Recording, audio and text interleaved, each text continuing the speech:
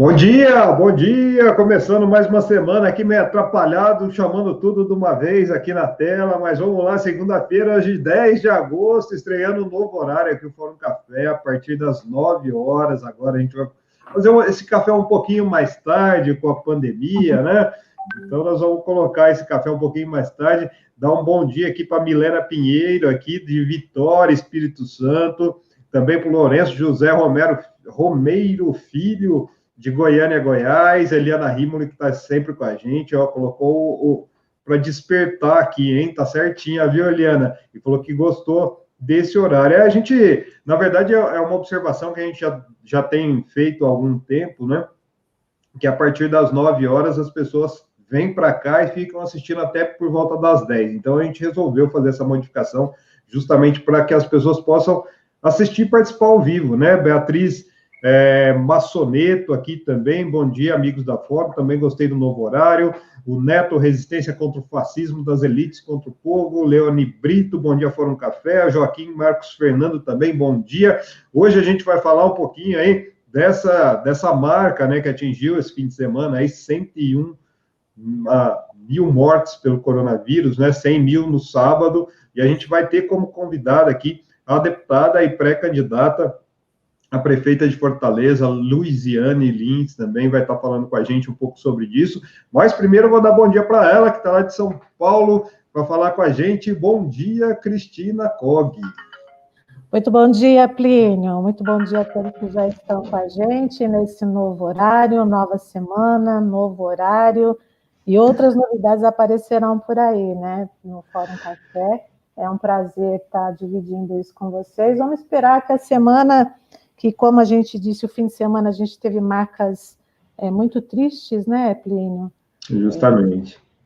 Mortes de brasileiros importantes também, na luta, né? A gente lembra aqui da morte de Dom Pedro.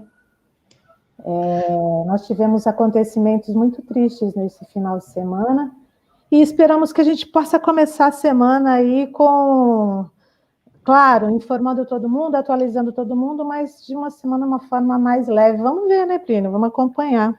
Vamos ver, pelo menos o Bolsonaro não abriu a boca até agora. Nem foi ao tweet, por enquanto, né? Daí eu sempre falo pro pessoal, né? Daí, por enquanto, a gente está tranquilo, mas mandar um bom dia também aqui, o Alex Ponciano, Lene Brito, Joaquim Marcos Fernandes, a Beth de Brasília, que está sempre com a gente, falando que adorou esse novo horário. Obrigado, viu, pessoal?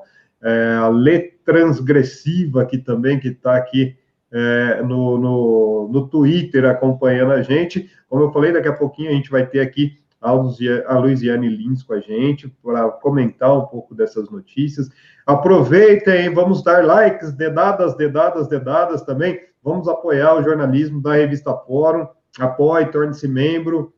Nós temos também a nossa pesquisa mensal, que daqui uns dias vai para as ruas, né, entre aspas, aí, que a gente é feito de uma forma diferente, essa pesquisa. Então, entre aí no nosso Colab, para que a gente possa efetivar e realmente trazer números. A gente tem antecipado números das grandes pesquisas aí, e que são muito importantes para a gente desenhar toda essa luta que nós temos feito, né? Vamos começar, então, com as rapidinhas, né, Cris? A gente teve aí, durante a madrugada, uma informação que vem lá da China, de Hong Kong, mais precisamente, né?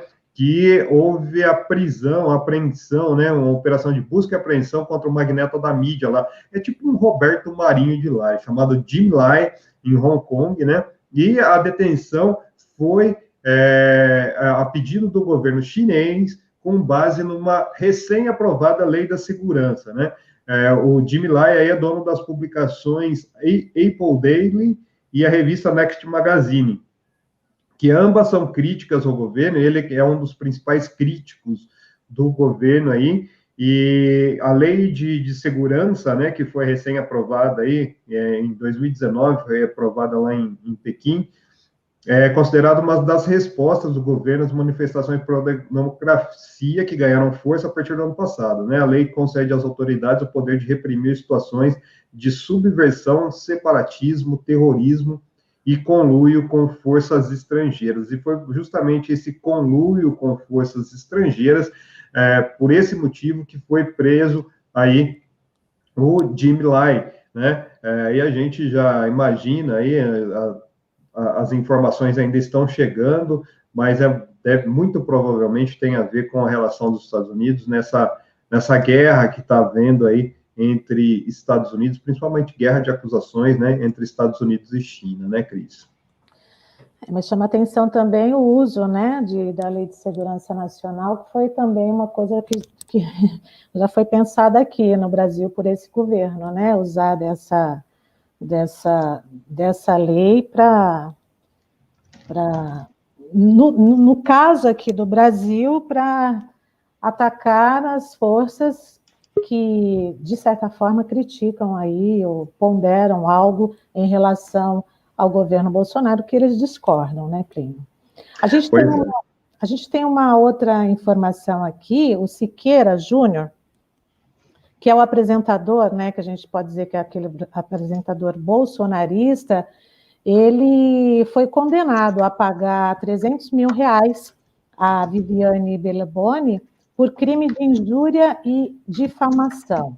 Esse apresentador, que é do Alerta Amazonas, na TV A Crítica em Manaus, e também do Alerta Nacional, na Rede TV, exibiu no programa dele uma imagem da modelo trans, ao falar sobre um crime que não tinha nada a ver o crime com ela, enfim, ele usou a imagem dela e o crime havia sido cometido, pelo menos essa é a acusação, por um casal de lésbicas, e ele usou o termo raça desgraçada. Na decisão, o juiz determinou que a imagem da modelo seja retirada da reportagem, que também foi publicada no YouTube, e a sentença ainda cabe recurso. Ela não tem nenhuma, como já disse aqui, nenhuma relação com o caso abordado no programa A Modelo. Belleboni ficou conhecida, para quem ainda não se lembrou, por representar Jesus Cristo crucificado naquela parada do orgulho gay que nós tivemos em 2015. Agora, a parada do orgulho LGBTQ, para ser mais exata, Plínio. Pois é, esse Siqueira aí é uma aberração, né? Eu não gosto nem de falar desse rapaz que usa alcunha aí de comunicador, né? Mas falando aí, né, a gente teve mais um caso também. Ontem o Fantástico destacou, né, falando em racismo, né, em todo esse discurso de ódio, o Fantástico destacou os casos de racismo contra o motoboy Matheus, que a gente acompanhou, deu em primeira mão aqui, né, que aconteceu aqui no interior de São Paulo, em Valinhos, e também lá daquele jovem que foi agredido no shopping, naquele shopping do Rio de Janeiro. Isso, Ilha Plaza, né, no shopping do Rio de Janeiro, que também, né, chamou Matheus. E foi muito interessante as matérias que é bom que se fale mais nisso, né? A gente trabalha muito com o conceito aqui de expor as pessoas que fazem isso, né, Cris? A gente tem que colocar esses racistas, esses misóginos, essas pessoas que fazem discurso de ódio, expor essas pessoas. E ontem isso aconteceu no Fantástico, foi feita essas matérias. Lembrando que hoje um dos agressores do Matheus do shopping vai depor justamente sobre as agressões que foram feitas, viu? O depoimento está marcado para as 14 horas. E tem um outro caso aqui, Plínio, de uma decisão da Justiça do Rio determinando que o presidente Bolsonaro pague uma multa de R$ 2.600 a Jean Williams. O juiz Leonardo de Castro Gomes, que é da 47ª Civil do Tribunal de Justiça do Rio de Janeiro, julgou improcedente um processo do presidente Jair Bolsonaro contra o ex-deputado e determinou o pagamento da multa. Bolsonaro vai ter que desembolsar R$ 2.600 ao ex-deputado e também ao advogado Lucas Mourão. Ele vai, no prazo de 15 dias, deve ser notificado. Esse processo é de 2017, em que o hoje presidente Bolsonaro processou o ex-deputado Jean Williams, e aí ele pediu uma indenização de R$ 22 mil por danos morais. Na época, o então deputado Bolsonaro moveu ação alegando que o Willis o teria chamado de borricoto, fascista e nepotista. A justiça considerou improcedente essa reclamação do Bolsonaro e aí negou o pedido. Assim, o presidente acabou condenado a pagar multas pelos embargos apresentados e deverá repassar 10% da causa a título de honorário. Vamos combinar também, né? Tem a simbologia do resultado, mas essa multa é bem pequena. É uma questão, né, Cris, se a gente for pensar, né, primeiro, o João Willis não mentiu em nada do que ele disse. E segundo, R$ 2.600, se a gente for ver o lucro político do Bolsonaro em cima do João Willis, isso não é nada realmente.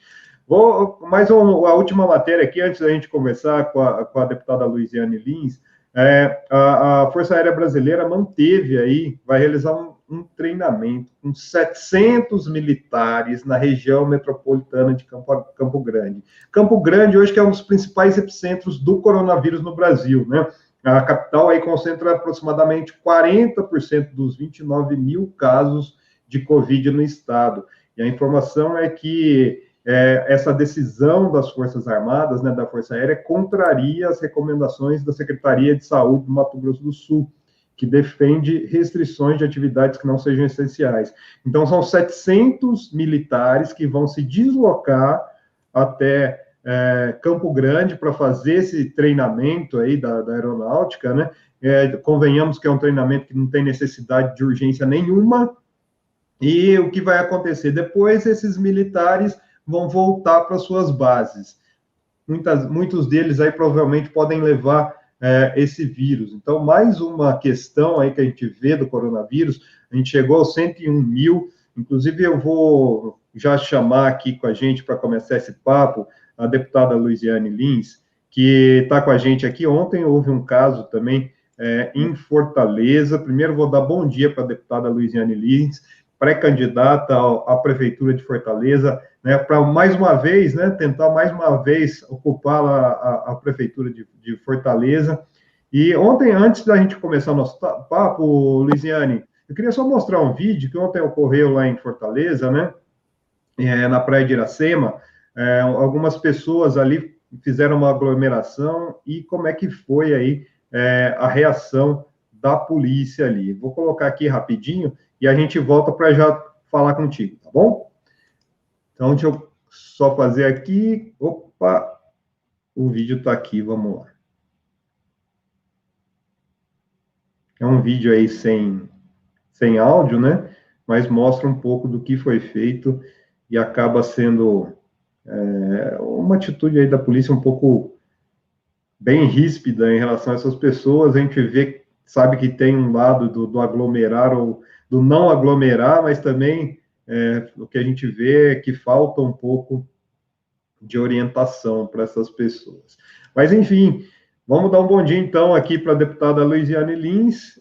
Agradecer desde já, viu, deputada, a sua disponibilidade está com a gente sabe que você está com a agenda apertada, hoje aí com um encontro importante, que a gente vai antecipar aqui um pouquinho, mas eu queria que você começasse falando um pouquinho dessa questão do que está ocorrendo nesse processo de liberação, digamos assim, né, do fim do isolamento. A gente teve 101 mil mortes esse fim de semana, né, a gente passou dos 100 mil, e o Bolsonaro culpou o quê? Culpou o isolamento social, dizendo que se não tivesse o isolamento, ia ter menos mortes. É um absurdo, né, deputada? Bom dia.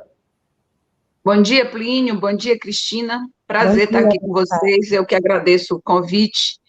Aí tivemos aí de última hora essa reunião que foi marcada agora para 10 horas, e aí eu vou poder acompanhar vocês até 10 horas, que é uma reunião com o presidente Lula, com os candidatos a prefeito pelo PT, prefeitos e prefeitas pelo PT. E aí vamos ficar devendo esse resto de programa.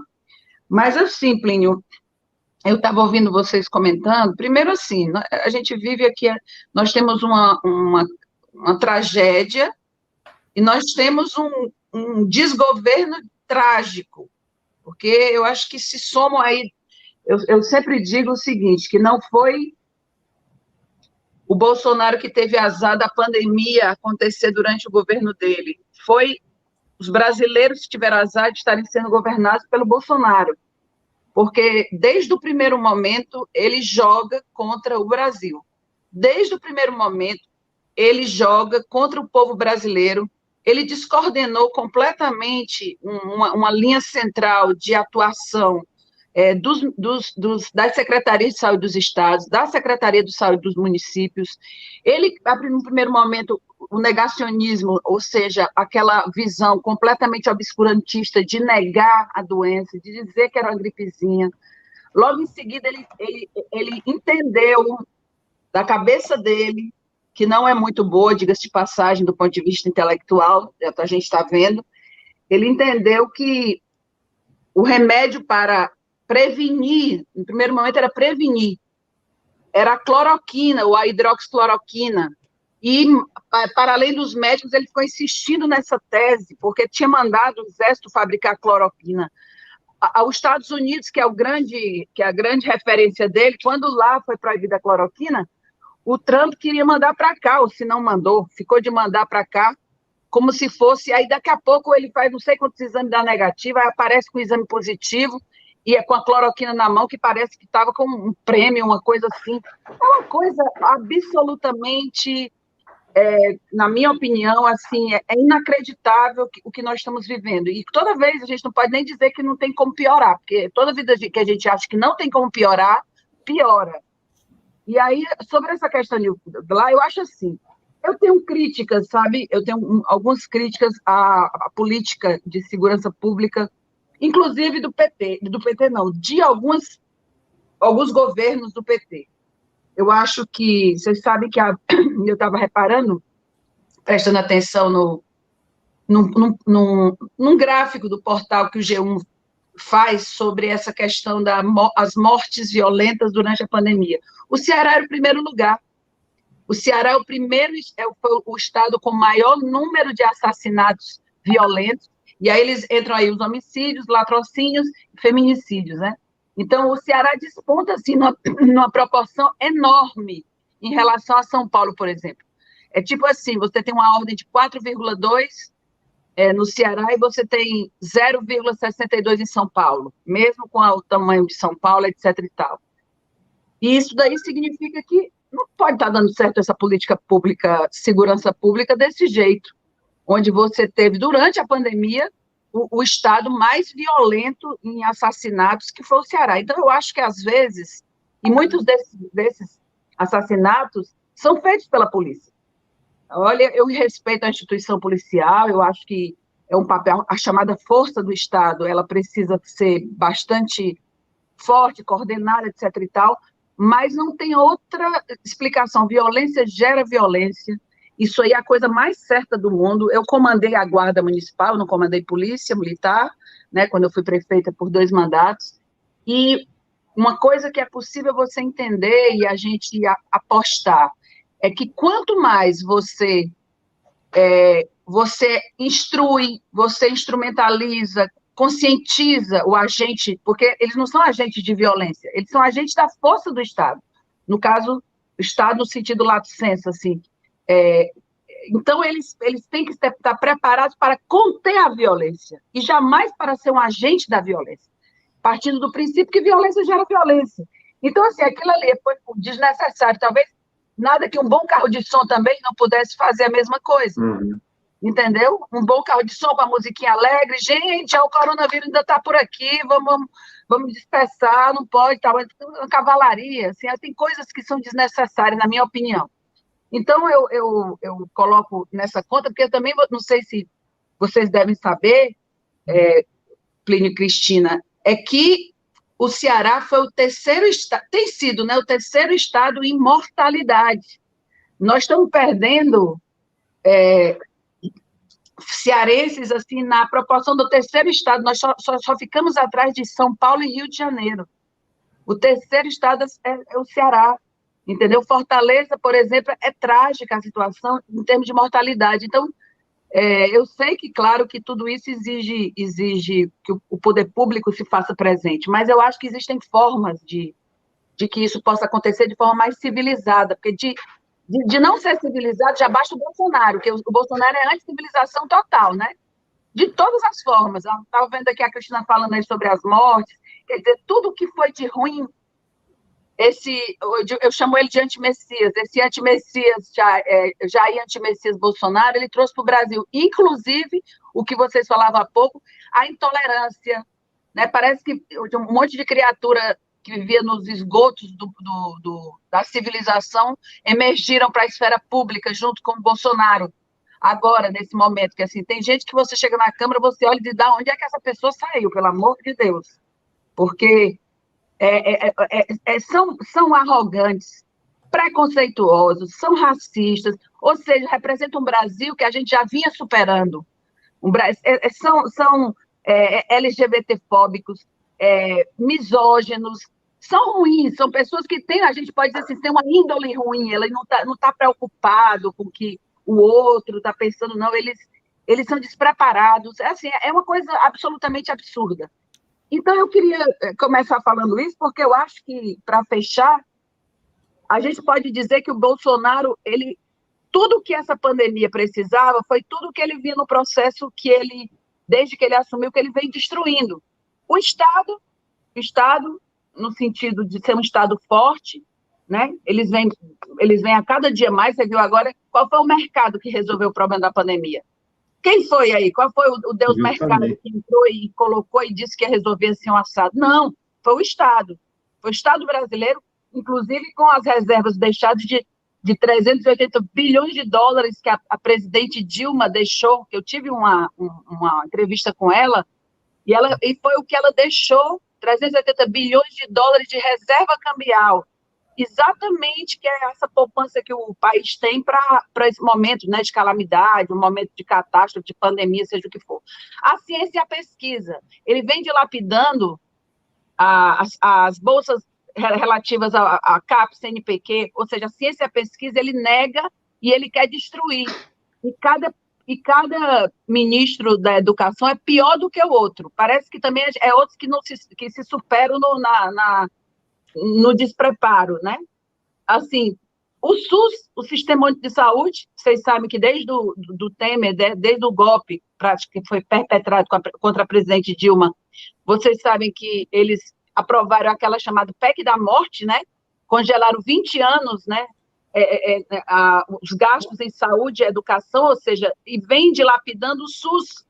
Todo mundo agora é SUS, mas quando não era a pandemia, todo mundo queria tirar uma tasquinha das verbas do SUS, inclusive que acabaram, na época que ainda era o governo, a gente tinha o governo do presidente Lula, a CPMF, e agora estão falando de voltar a CPMF, mas esse dinheiro da CPMF, ele ia todinho para a saúde pública, foi uma perda enorme que foi feito, e foi feito só de pirraça, porque não era o imposto talvez menos doloroso, digamos assim, de pagar, porque era transação bancária. Os direitos trabalhistas, que é outra coisa que eles vêm acabando, solidariedade zero, ou seja, a solidariedade não é mais um sentimento pelo menos assim, não o governo, que eu digo, assim, não tem nada de solidário com ninguém, nem com as pessoas, ao contrário, ele é grosso, é estúpido, ele desfaz, ele desconsidera, é como se ele estivesse dando um aval para que as pessoas queimem, façam queimadas na Amazônia, é como que as pessoas pudessem matar, como as pessoas pudessem ser racistas e ficar por isso mesmo, e por fim, uma coisa que ele tentou acabar e, de certa forma, acabou as estruturas que o Estado brasileiro tinha, que é a arte e a cultura. O que seríamos nós, nesse momento de pandemia, não fosse a arte e a cultura, que mesmo sufocada, que mesmo imbecilizada, que ultimamente foi aí quem estava na frente, incluindo, infelizmente, a atriz Regina Duarte, mas era um processo, assim, eles querem transformar a cultura e a arte num processo de imbecilização das pessoas, sem respeito nenhum pelos artistas. Então, resumindo, Plínio, Cristina, é isso, não tem... Aliás, é muito pior do que isso, mas, assim, para a gente não ficar só nessas tantas maldades, é isso que significa para nós esse desgoverno desse antimessias que veio aí para atazanar a vida da gente. Deputada, A senhora disse que vai ter uma reunião com o ex-presidente Lula, logo após aqui o nosso bate-papo, e está evidenciado que, diante de uma gestão da senhora à frente da Prefeitura de Fortaleza, vai haver, obviamente, aí oposição ao presidente Jair Bolsonaro, mas eu gostaria de saber também se vai haver oposição, inclusive, da Prefeitura de Fortaleza ao governo do Estado do Ceará, porque a senhora fez críticas aqui à política de segurança, né, tendo em consideração que é um Estado governado pelo Camilo Santana, né? A senhora vai levar mas isso... ele sabe, viu, Cristina? Ele sabe que eu tenho críticas. Ele sabe que eu tenho críticas à política de segurança pública do Estado. Eu não nego, assim, claro que não vai ser necessariamente, não vou fazer oposição ao Estado, porque eu vou ter muita gente para me opor. Inclusive esse governo federal, esse governo central, que principalmente assim, vai tentar sufocar de todas as formas que ele puder os governos exitosos do PT no Nordeste. E assim, o fato de eu fazer críticas eu faço até para ele, eu coloco essas coisas para ele mesmo. Por exemplo, fiz parte da Comissão de Direitos Humanos, agora essas reuniões das comissões técnicas, elas não estão funcionando, mas eu tive lá porque nós tivemos denúncias de que estava havendo tortura nos presídios no Ceará. Então, juntamente com outros deputados, o deputado Helder Salomão, que era o presidente da Comissão de Direitos Humanos, a deputada Talíria, nós fomos fazer uma diligência no Ceará. Infelizmente, não conseguimos falar naquele momento com o governador, mas a diligência, inclusive, conversou com parentes dos presos. E o coordenador dessa política carcerária é muito mal falado. Ele já veio também de outras coisas e ele defende abertamente, por exemplo, e tem até um vídeo no YouTube que ele faz isso, ele defende que as pessoas tenham as suas mãos, os seus dedos quebrados para evitar rebelião. E isso daí é absurdo. Pode ser no governo até do PT, ninguém pode concordar com isso. Então, assim, não farei oposição, caso eleita, até porque já fui prefeita 2 vezes da cidade de Fortaleza e conheço a cidade suficientemente. Agora, não tive a ajuda que o atual prefeito, que nós somos oposição, tem do governador. Objetivamente, nós não tivemos a mesma parceria, digamos assim, porque, inclusive, infelizmente, né, o Camilo, embora... Eu conheço o Camilo desde o movimento estudantil, a gente foi de um grupo chamado Coletivo Gregório Bezerra, que era prestista à época, assim. Então, minha relação com ele é boa, pessoal, mas a questão é que ele é mal acompanhado, porque ele lá é acompanhado pelos Gomes, entendeu? E, assim, há um tempo atrás eu rompi com eles, porque não tem condição de você ter uma aliança política com aquele grau de grosseria, com aquele grau, e principalmente com a forma que ele passou a tratar o Lula e o PT nesse último período. Principalmente quando teve a prisão do Lula, eu acompanhei tudo de perto, eu estava na Executiva Nacional e eu conheço o Lula desde os 19 anos. Eu entrei no PT depois da primeira campanha do Lula. Então, assim, a gente tem muito, além da política, do respeito da política, a gente tem muito querer bem dele, a gente quer muito bem. E todo mundo no PT ficou muito sofrido com o processo da prisão do Lula, a gente sofreu demais. Eu mesmo fiquei muito deprimida, fiquei muito angustiada. Você estava vendo, diferentemente do que você vê agora, que vai uns malucos lá para o... Não diria nem maluco, porque eu estou ofendendo os malucos, digamos assim, uns terroristazinhos, vão lá para frente do Supremo soltar rojão. Você vê, ao mesmo tempo, o Lula ficou 1 ano e meio preso. Eu estava no São Bernardo do Campo no dia que ele tinha que se apresentar, e você vendo que um homem inocente passou a vida todinha dedicada à luta, com coisas, claro, pode ter tido erros, todo mundo tem, a vida são de erros e acertos, mas, assim, você vendo que, por acreditar na democracia, e por respeitar uma decisão judicial, o Lula passa 1 ano e meio da sua vida, talvez quando ele estando na maior potência do ponto de vista, sobre todos os aspectos, só porque ele confia na justiça, aí você vê o povo lá indo jogar rojão dizendo que vai pegar o ministro tal, que vai bater no sem... É assim uma coisa, são 2 pesos e 2 medidas, sabe, Cristina? Então, assim, só acho que o Camilo é mal acompanhado. E aí ele sabe disso também. Porque, na verdade, o nome também tem isso. Ele não sai de um processo interno do PT. Ele sai de uma indicação do CID.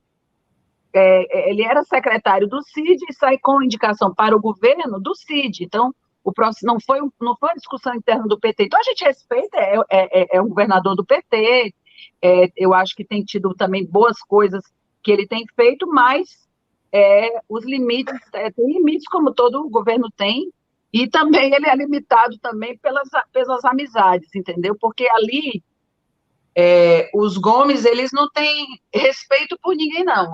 São eles com eles. Outro dia eles não mandaram os lulopetistas para PQP? Assim, abertamente, na Carta Capital, saiu aí com a entrevista dele. Outro dia ele estava xingando o Lula de tudo quanto é jeito, outro dia estava falando mal do... Então, eu acho que ele tem, no fundo, primeiro, ele não sabe o que é um coletivo. O Ciro já passou por 8 partidos políticos. E de todos os espectros que você imaginar. Ele foi da Arena Jovem, ele foi do PDS, ele foi do PMDB, ele foi do PPS, ele foi do PSB, ele foi do PROS, e eles já estão agora no PDT, eles estão agora no PDT. Então, são 8, na verdade, são 8 partidos por onde eles passam, então eles não têm noção de coletivo. Eu me filiei ao PT com 19 anos, eu sou do PT até hoje. Claro que eu tive divergências, claro que em alguns momentos eu estava mais animada, outras mais chateada com o partido e tal, mas é isso, o coletivo é assim. Você nem sempre é do jeito que você quer, até porque sempre muitas cabeças pensam melhor do que uma. Então, eu sempre fui de coletivo. Eu acho que ele tem uma inveja, é uma palavra esquisita, mas é isso mesmo. Ele tem uma inveja da formação coletiva do PT. Porque, assim, a gente briga internamente, mas também quando a gente sai para a rua unificado, não tem para ninguém, porque, assim, vai com a força toda. Porque o PT não é um partido institucional que todo ano muda de nome ou coisa, não. O PT é um movimento social, ele se forja nesse ambiente, né? Em 1980, onde os trabalhadores decidiram, a força principalmente a força dos trabalhadores organizados era muito maior do que é hoje, que hoje é muito disperso, com terceirização, com uberização, essa coisa toda. E naquele momento eles decidiram, através dos seus sindicatos, que queriam um partido que representasse os interesses da classe trabalhadora. E aí surge o PT, por isso que tanto tentam acabar o partido e não acabam. Então, o Ciro não implica só com o Lula, ele implica com o PT.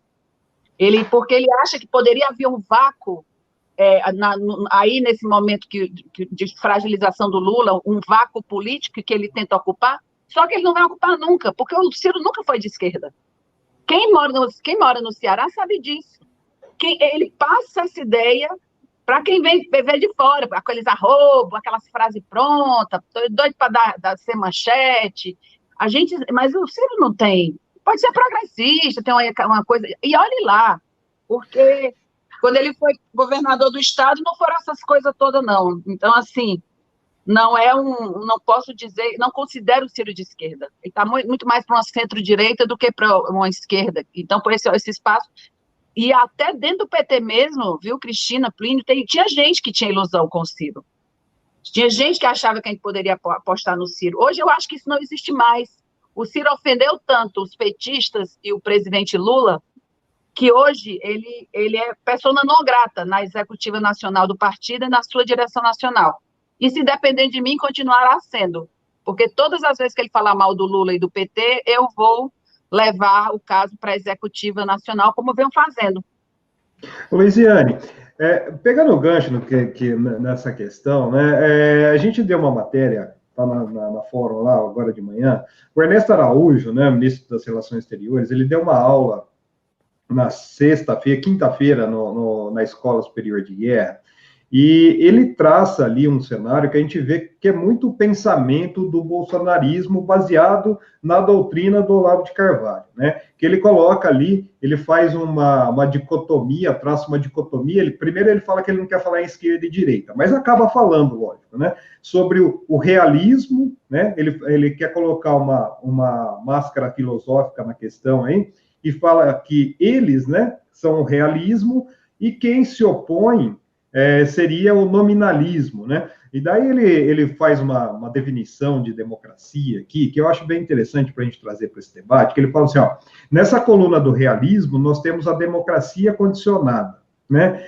Condicionada pelo pensamento, pelos valores, por uma lógica que ultrapassa a realidade imediata condicionada à liberdade. Liberdade, democracia não se confunde. Liberdade é uma espécie de oceano onde navega a democracia. E ele coloca o outro campo, inclusive citando as instituições, né?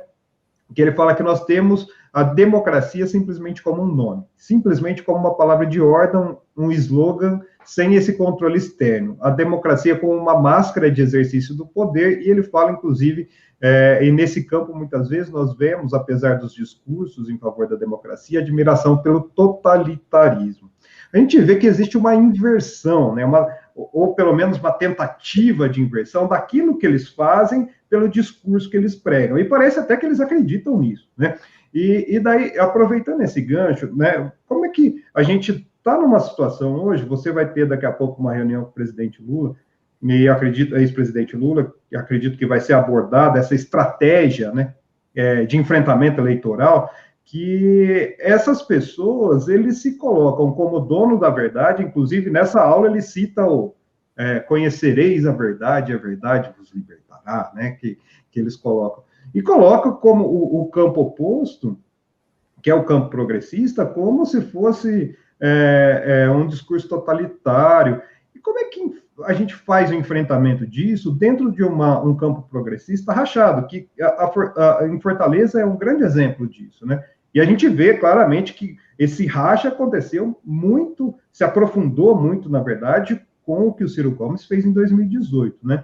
Como é que a gente conversa para enfrentar hoje o que eu considero que é o grande inimigo hoje da democracia, que são essas pessoas com esse discurso totalmente dissimulado, né? Distante da realidade, né, Luiziane? Plínio, Ernesto Araújo é outro também que a gente pode colocar nessa conta assim, de pessoas que da arrogância idiotizante que chegaram ao poder. É impressionante. Outro dia ele citou tem aquela música que o Renato Russo, ele, na verdade, a música do Renato Russo, mas a expressão não é que é bíblica, que é aquela é só o amor que conhece o que é a verdade. E ele atribuiu, né, ele intelectualmente bastante despreparado, ele atribuiu isso ao Renato Russo, quando, na verdade, isso é uma frase bíblica. Portanto, na verdade, você está certo, assim, é como se eles inventam as próprias verdades. Conhecereis a verdade vos libertará, é exatamente a verdade deles, que não tem nenhum nexo com a realidade. É a verdade que eles estabelecem. Outra coisa, é uma mentira atrás da outra. A verdade deles é uma mentira atrás da outra. Ou seja, não viu o Entraub, aquele da educação, que olha assim, ele estava ali, naquele momento ele estava posicionado, que ele se mandou, já está fora do país, e por aí vai. Na hora que eles pensam que podem fazer qualquer coisa, porque não interessa os fatos, interessa o que eles pensam, interessa o que eles propagandeiam. E aí eu vou te dizer, porque eu tenho estudado muito, até porque é minha área também de estudo, eu sou jornalista, como vocês, e faço doutorado eu sou doutoranda de comunicação e semiótica, e se você parar para pensar no que eles falam, quando algum entrava e disse que por mim estava tudo preso, são as frases de efeito da grosseria, são as frases da intolerância. Eu digo muito que ali, naquela reunião, aquela famosa reunião ministerial, tinha que ter sido ido os 3 ali com prisão preventiva. Um deles era do meio ambiente, o Salles. Esse daí é um vagabundo de primeira. O cara está lá com o objetivo de destruir a proteção, toda a proteção legal que foi construída ao longo de décadas em relação ao nosso meio ambiente, em especial a Amazônia. O outro, isso sem falar do próprio presidente, que é o Lidemore. O outro foi aquele do Guedes, dizendo que o Banco do Brasil já estava pronto para ser privatizado. Aí depois você tem a Damares, a da Goiabeira, ai meu Deus, você ri, dizendo que vai prender os governadores. E por fim o entrava dizendo que por ele estava tudo preso, que era um bocado de vagabundo. Então, assim, você imagina isso no governo do PT. Você imagina o Lula com qualquer uma postura, ou ainda na época que o Lula fosse presidente, que tivesse avião da FAB levando cocaína na comitiva presidencial. Então, nós estamos vivendo coisas grotescas. E eu vou falar da aliança, porque é o seguinte, com relação à questão das alianças, tem muitas coisas que nós temos que discutir. Primeiro, vai haver a tal da chamada, vocês devem saber, não tem mais aliança na proporcional. Por exemplo, você se alia na majoritária com alguns partidos, mas você não pode mais se coligar na proporcional. Então, está havendo uma movimentação dos partidos, de uma forma geral, quererem sair com nomes para a prefeitura para poder ter a legenda que facilite as vitórias eleitorais dos candidatos a vereador e vereadora. Isso é um fato.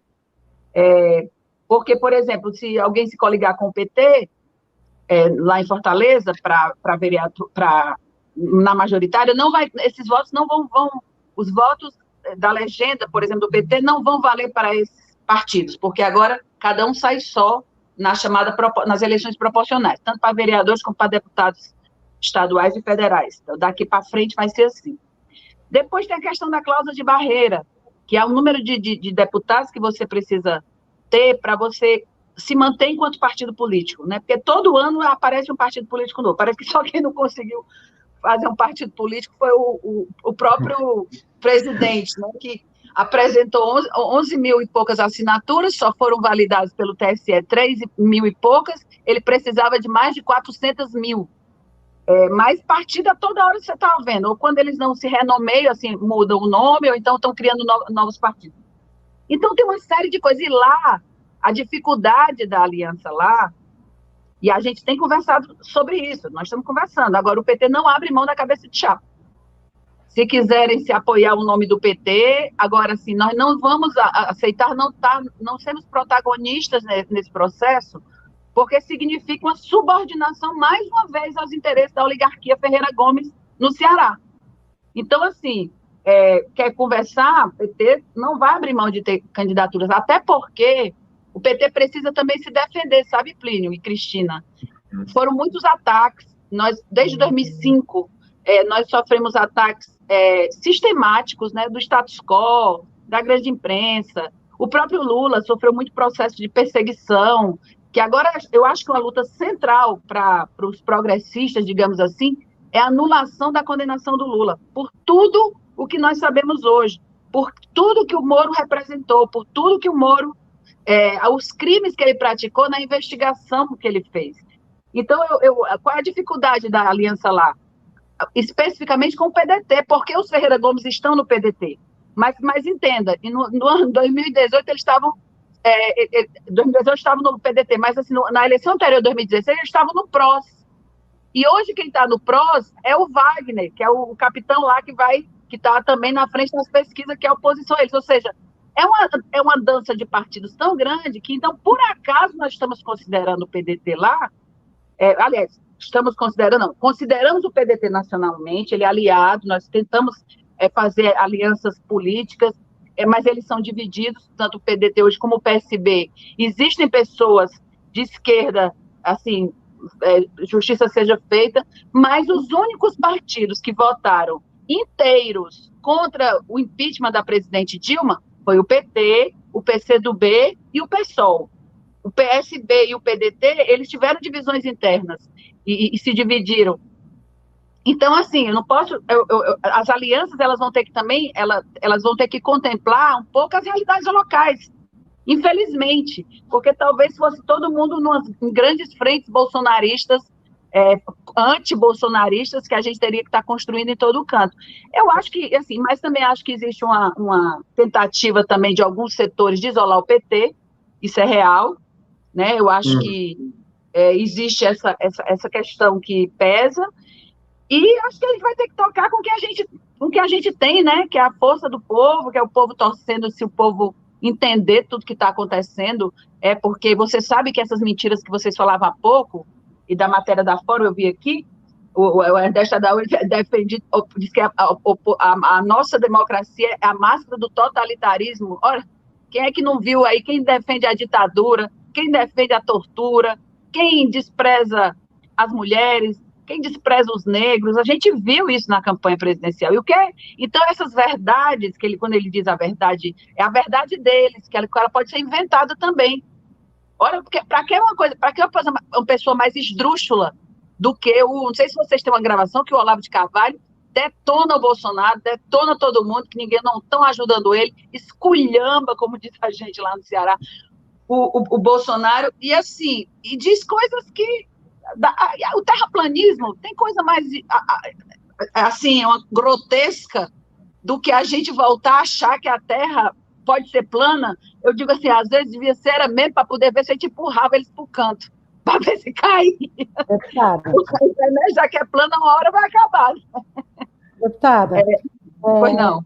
Ainda em relação às alianças pretendidas, a senhora citou alguns partidos aí, mas parece que a briga com o PDT vai inviabilizar uma aproximação do PDT e PT em Fortaleza. Quais são os partidos que ainda se cogita a possibilidade de aliança?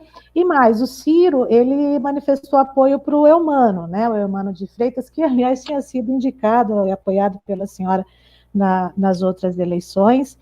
O Eumano que vai disputar a prefeitura de Caucaia, que é a maior cidade da região metropolitana. O Ciro não pode querer cobrar isso, quer dizer, botar isso na conta? Eu estou apoiando lá, então... Mas ele apoiou porque ele quis. Ele apoiou porque ele quis. E eu vou apoiar também. O Eumano é meu parceiro, entendeu? Tudo foi combinado comigo. Inclusive, quando ele disse que o Ciro procurou ele, que o Ciro queria apoiá-lo. Eu digo, então, apoio não se rejeita, deixa ele apoiar.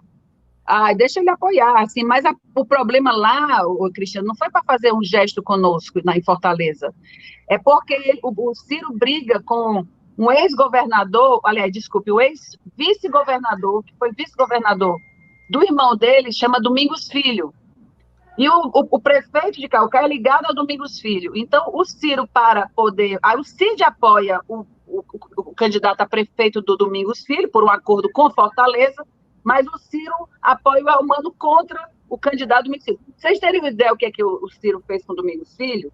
O Domingos Filho, lá em Fortaleza, uma das poucas cidades que ainda tinha TCM, que é o Tribunal de Contas dos Municípios, é quem faz a fiscalização. Porque na maioria dos estados hoje só tem Tribunal de Contas dos estados. Só 4 cidades tinham TCM também. Fortaleza tinha o TCM e tinha o TCE. O Domingos foi indicado pelo Cid, quando era governador, para o TCM, lá. Só que aí eles, no processo, brigaram, porque o Domingos queria ser o candidato a governador, o Ciro não deixou, chegou a usar a expressão que era raposa cuidando de galinheiro, para tu ter uma ideia de como é que é o tratamento que ele estava dando ao Domingos, e é o que foi que aconteceu. O Domingos se coloca entre os pares do TCM como candidato a presidente do TCM.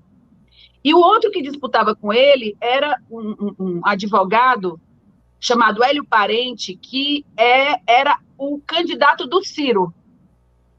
O Domingos Filho ganhou a disputa. E sabe o que foi que eles fizeram? Acabaram com o TCM, que tinha mais de 50 anos de história.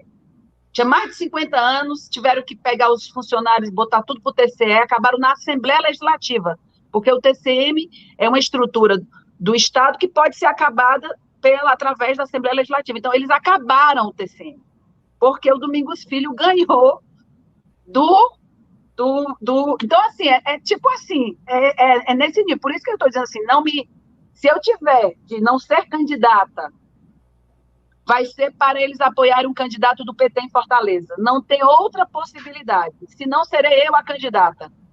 Com apoio ou sem apoio deles, eu serei a candidata. E, se eles quiserem apoiar o nome do PT, pode até ser que não seja o meu, mas o PT estará... Isso é uma decisão unânime dentro do PT, que o PT terá a cabeça de chapa, a gente não abre mão desse protagonismo, principalmente porque nós estamos construindo as bases de 2022. Não tem condição da gente deixar mais essa loucura governar o Brasil. Então, nós temos que... Cada luta, cada uma dessas pequenas lutas vão fazer parte dessa guerra geral. E você me perguntou os nomes, eu vou lhe dizer.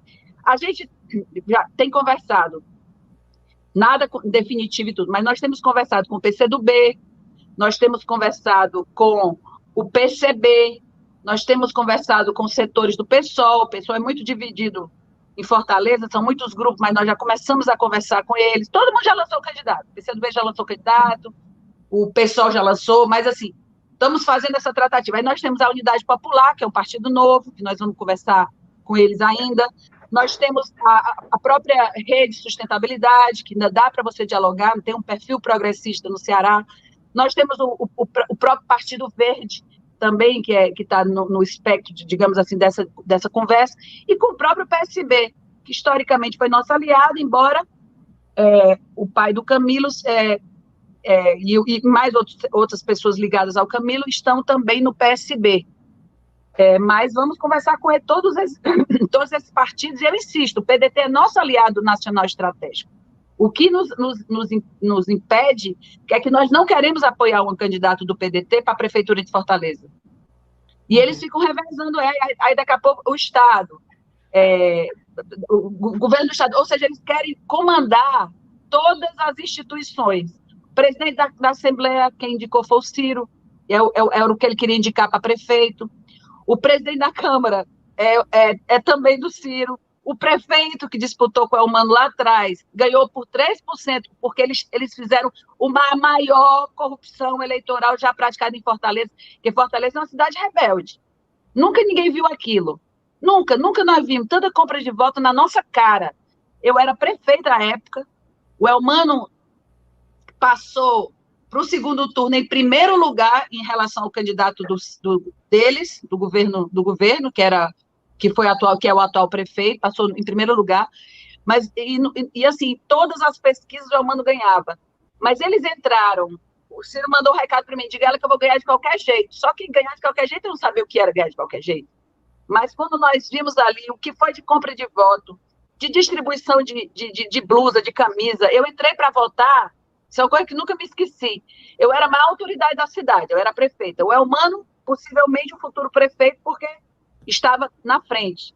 E eu fui votar com o Elmano na Assembleia Legislativa, e eu já fui deputado estadual, eu e o Elmano, nós fomos achincalhados com a roda, assim, um grupo de mais de 30 pessoas vestidas de blusa amarela, que era, na época, eles estavam, se eu não me engano, era no PSB, estou tentando me lembrar qual era o partido que eles estavam em 2012, eles estavam com as blusas amarelas para se contrapor ao nosso vermelho, e eu lembro que até a boca da urna, eles seguiram atrás de mim, do Elmano, mais de 30 pessoas gritando, chamando a gente de ladrão e de mensaleiro, e com braço e punho na nossa cara, e a gente não podia fazer nada, porque se chamasse a polícia era do Estado, era do CID, se chamasse o bombeiro também era de lá, era o comando. Eu lembro que eu entrei em desespero, liguei na época, era assim tão descarado, era carros oficiais levando pessoas, foi assim uma coisa que a Fortaleza nunca viu, nunca tinha visto e nunca mais viu, porque foi tão assintoso, e ele ganhou por 3%. Então, é importante que a gente diga que, assim, infelizmente, né, nós temos hoje o PDT dessa forma, e estamos tentando com esses outros partidos fazer essas conversas, né, nós estamos conversando com eles, mas até agora está todo mundo querendo sair, todo mundo apontando que sairá só. O PCdoB lançou candidato, o PSOL lançou candidato, é uma pena porque o momento não está para isso, mas temos aí os segundos turnos pela frente, né, e aí vamos ver como é que nós fazemos. Eu particularmente concordo com você, eu acho que a gente tinha que estar fazendo grandes frentes de esquerda, mas é difícil você fazer uma frente de esquerda quando você tem um Ciro Gomes que não para de ficar xingando as pessoas. Como é que eu vou... Aí você no outro dia faz de conta que nada aconteceu e você está lá sentando achando que é seu aliado. Aí a pessoa no dia seguinte... Ele ele me ofendeu muitas vezes. Inclusive, me chamou de coronel de saia várias vezes, quando eu era prefeita. Foi ele, inclusive, que fez com que o Cid rompesse comigo para lançar o candidato a prefeito. Porque minha relação com o Cid era uma relação boa, quando ele era governador e eu era prefeita. Mas eles, como bem disse o Cid, quem manda é o Ciro. Então, hoje eles têm 4 irmãos na política, mas quem manda é o Ciro.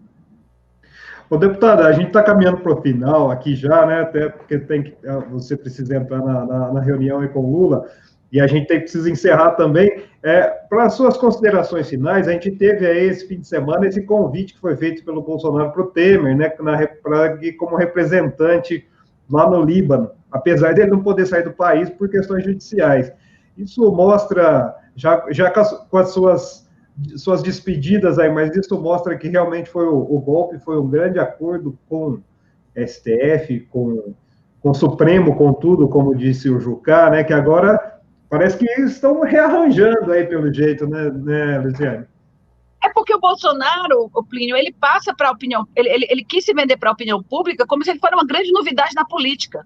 E hoje em dia não tem nada mais velho e carcomido do que aquele partido novo aí que está É uma coisa impressionante. Basta saber o que é que o novo vota para você saber como é que você tem que votar ao contrário.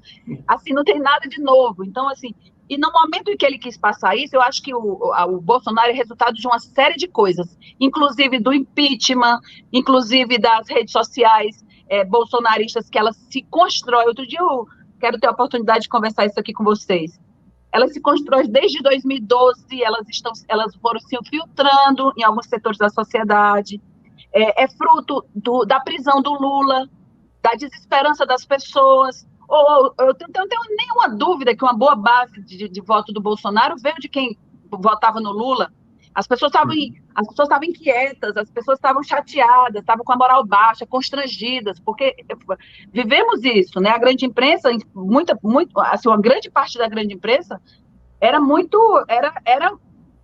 assim, muito sistemática a oposição contra o Lula. Então, as pessoas estavam com sentimentos dos mais diversos no processo eleitoral de 2018, além das fake news que ninguém conseguia alcançar.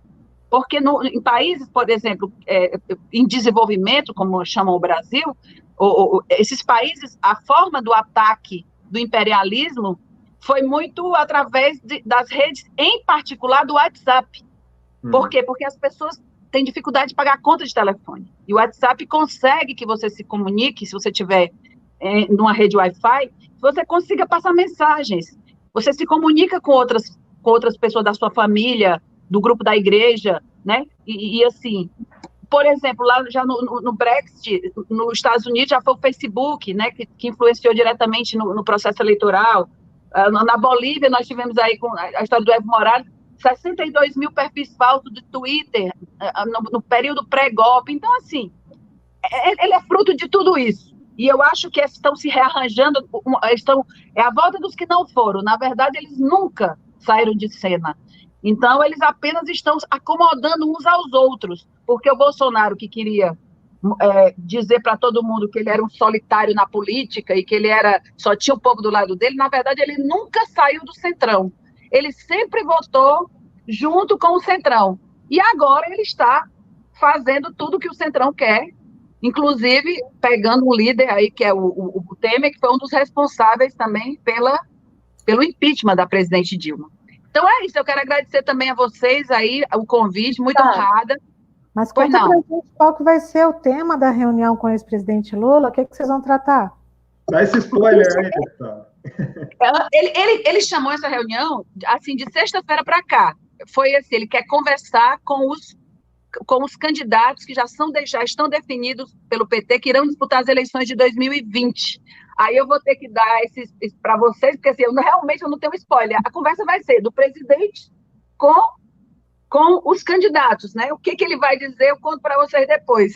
Porque essa reunião foi chamada de sexta-feira para cá, tanto é que eu ia ficar com vocês até o final e não vou poder por causa disso. Mas, assim, eu falo para vocês depois. É bom que vocês me convidam de novo.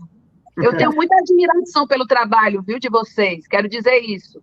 Eu sempre digo que é um alento para nós. As redes sociais teve muita coisa barra pesada que ela trouxe, mas ela trouxe também muita coisa boa, e um bálsamo poder ouvir vocês, ouvir o pessoal do Diário do Centro do Mundo, o pessoal do 247, quer dizer, são jornalistas qualificados, que já têm história no jornalismo, e que agora estão fazendo jornalismo mais do que, digamos, o jornalismo realmente, verdadeiramente independente.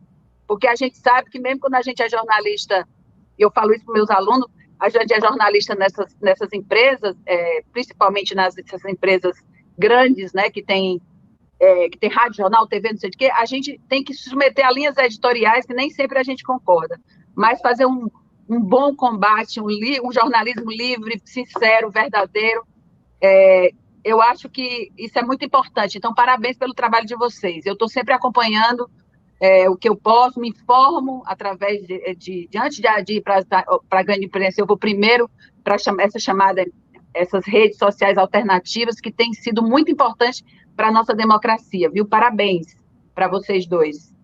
Muito obrigada pela entrevista.